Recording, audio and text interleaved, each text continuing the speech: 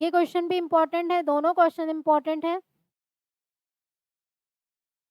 The 17th term of an AP, ध्यान से समझना है क्या बोला है। 17th term of an AP exceeds it 10th term by 7, मतलब 10th टर्म से 7 बार ज्यादा है, 7 टाइम्स नहीं, 7 बार एक्सीड कर रहा है।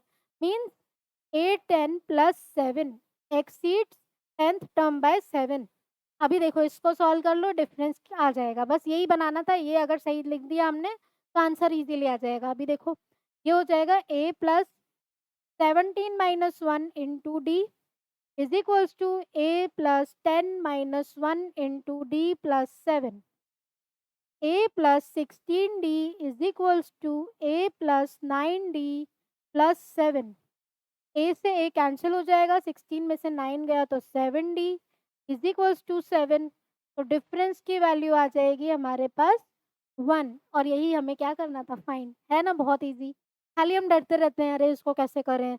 एक बार करके सॉल्व करके देखो, मैथ्स बहुत इजी सब्जेक्ट है। अगर एक बार अच्छे से समझ में आ गया, प्रैक्टिस करो, सबसे इजी सब्जेक्ट तुम्हें मैथ्स ही लगेगा। फिर खाली फॉर्मूले बेस्ड क्वेश्चन होते हैं, ज़्यादा से ज़्यादा क्या होता है, फॉर्मूले बेस्ड कैलकुलेशन, ये सब ही आता है। ठीक है, अभी आ जाते हैं 11th क्वेश्चन पे। विच टर्म ऑफ द एपी, एक एपी दे रखा है, will be 132 more than it's 54th term. क्या करोगे। एक एपी है हमारे पास 3 15 27 39। तो ये जो एपी है इसके लिए हो जाएगा a n. Which term of the AP will be 132 more than it's 54th term. ये हमने बना दी इक्वेशन।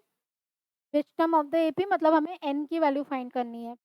इसको हम लिख देंगे a plus n minus 1 into d is equals to 132 plus a plus 54 - 1 into d. ठीक है, इसको हम ऐसे नहीं सॉल्व करेंगे, इसको थोड़ा सा हम डिफरेंट वे में सॉल्व करते हैं। पहले हम इस ए पी को लिख देते हैं a equals to 3, difference is equals to 15 - 3 which is equals to 12। ठीक है, तो इसके लिए ए एन कितना हो जाएगा, 3 plus n minus 1 into d. तो ये हुआ 3 प्लस 12n माइनस का 12 which is equals to 12n minus का 9। ठीक है, अभी ये जो एपी है a n is equals to 132 more than it's 54th term. तो ए एन कितना आया हमारे पास, 12n माइनस का 9 is equals to 132 plus more than it's 54th term.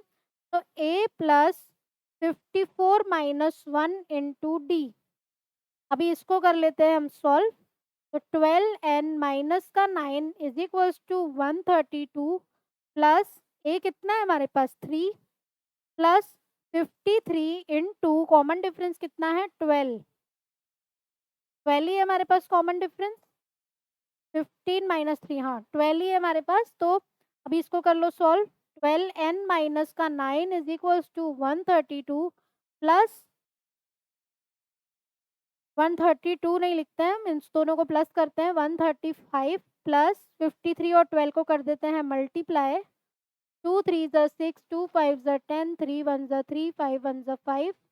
ये आया हमारे पास 636। इसमें कर देते हैं 135 को ऐड, तो ये हुआ 11 7 7। 12n माइनस का 9 इज इक्वल्स टू 771।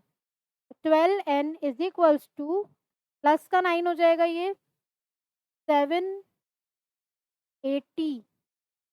तो n हो जाएगा 780 डिवाइडेड बाय 12, 12 6 ज़ा 72। ठीक है, तो बचा कितना 6, तो 12 5 ज़ा 60। तो हमारा आंसर क्या हुआ इसका, 65th टर्म। इजी है,